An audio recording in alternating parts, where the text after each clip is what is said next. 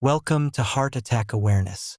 Today, we're uncovering a hidden danger that millions of people face every day, and it could be silently damaging your arteries.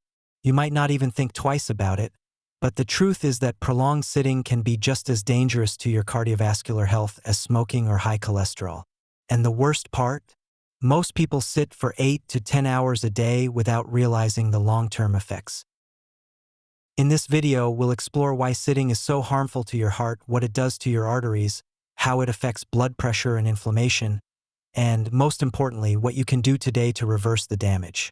We'll also introduce simple, science-backed techniques that can help you counteract the effects of sitting without having to change your job or lifestyle dramatically. If you care about your heart, your circulation, and your longevity, you can't afford to ignore this. Let's dive into the science. When you sit for long periods, especially without standing or moving for over 30 minutes at a time, your body enters a low-energy state. Blood flow slows down, especially to the lower extremities. Veins and arteries stiffen, your metabolism slows, and your muscles stop contracting, especially the large leg muscles that help pump blood back to your heart. This stagnation leads to poor circulation, increased blood pressure, and reduced delivery of oxygen to tissues, including your heart muscle. Research from the American Heart Association shows that sedentary behavior is directly linked to higher risk of heart disease, even if you exercise daily. Yes, you heard that right, even if you work out for an hour a day, sitting for the remaining 12 hours still increases your cardiovascular risk. Sitting also impairs endothelial function. The endothelium is the thin lining inside your blood vessels that regulates dilation, inflammation, and clotting. When you sit for too long, the shear stress or friction from blood flow decreases. This triggers a cascade of problems. Nitric oxide production drops, inflammation rises, and your arteries begin to lose their natural flexibility. Over time, this leads to atherosclerosis, plaque buildup, and higher risk of heart attacks and strokes. Let's break this down. When nitric oxide drops, your arteries lose their ability to relax. Blood pressure increases. Inflammatory markers like C-reactive protein rise. Insulin sensitivity declines, all from being in a chair too long.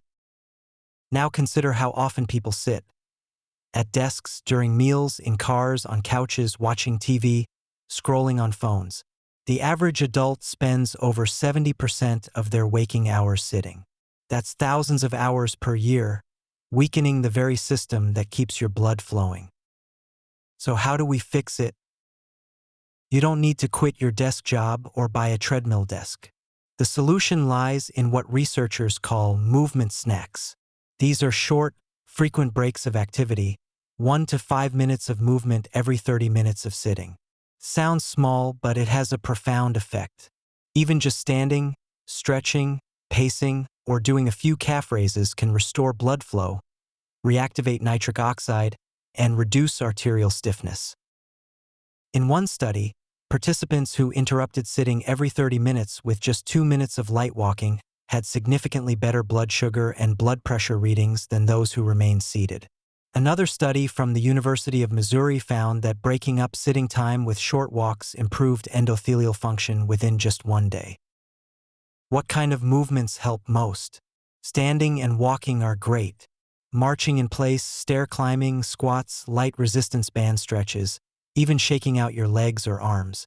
These activities engage your muscles, stimulate circulation, and reset your cardiovascular system. No gym required. Here's a sample routine you can implement. Set a timer to go off every 30 minutes while working or watching TV. When it goes off, stand and stretch for 1 minute. Every hour, walk for 2 minutes, even if it's just around your room.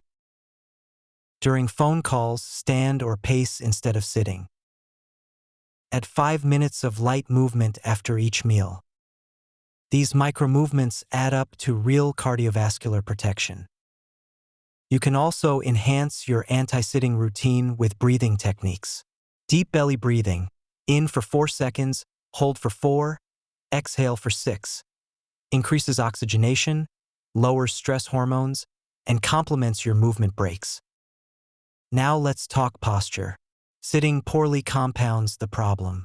Slouching compresses your chest cavity, reducing lung capacity and impairing oxygen exchange. It also puts pressure on your abdomen and restricts blood flow through the femoral artery. Sit tall, shoulders relaxed, feet flat, and your hips slightly above knee level. If you must sit, sit consciously. And hydration plays a role too. Dehydration thickens your blood, making it harder for your heart to pump efficiently. Drinking water not only supports kidney function and blood volume, but also naturally encourages you to get up more often, to refill or use the restroom. We'll end with a real-world example. Mark, 52, worked a desk job for 25 years. He had borderline hypertension and felt chronically tired. After learning about the dangers of prolonged sitting, he set alarms on his phone to move every 30 minutes. He used a resistance band by his desk and took short walks after lunch. In 3 months, his BP dropped by 10 points, his energy increased, and his doctor took him off one medication. No new diet, no gym, just movement. Another powerful example comes from an office wellness program in Copenhagen. Employees were encouraged to do 5-minute desk stretch routines every hour, and walking meetings were introduced. After 6 months, company-wide blood pressure averages decreased by 8 points, and reported productivity and energy levels went up. It was a small change with major impact. Let's also address screen time. Excessive sitting often goes hand in hand with screen addiction. Taking intentional screen breaks not only encourages physical movement, but also reduces mental fatigue and eye strain.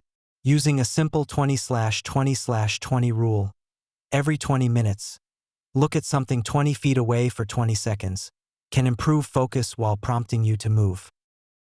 Movement improves mitochondrial efficiency, the energy factories inside your cells.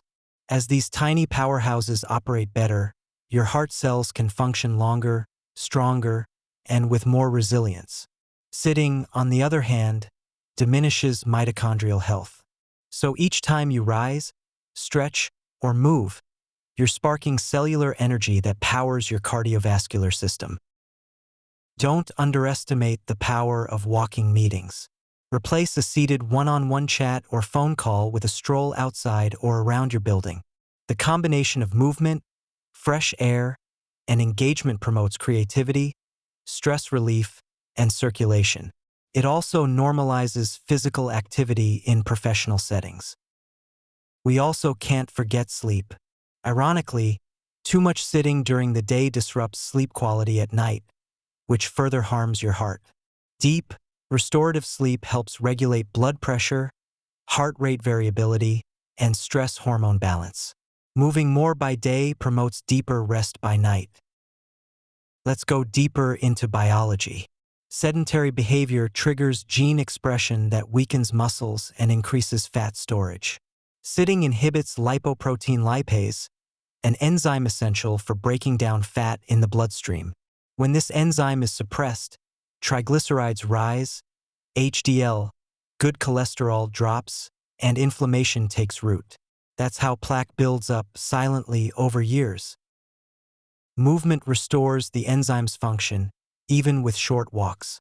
This means the more you interrupt your sitting, the more efficiently your body can clear fat from your bloodstream, reducing your risk of heart disease. Don't rely on willpower alone. Create an environment that encourages standing. Use a standing desk riser. Place your printer or trash bin farther away. Set visual reminders. Have walking shoes by your desk.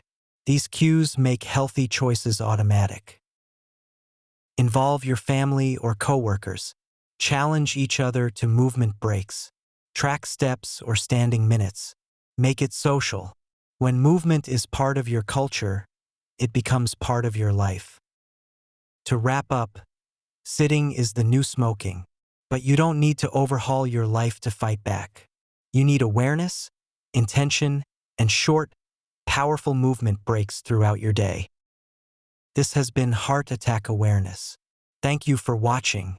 Take a stand for your heart today, literally, and fix the sitting habit before it fixes you.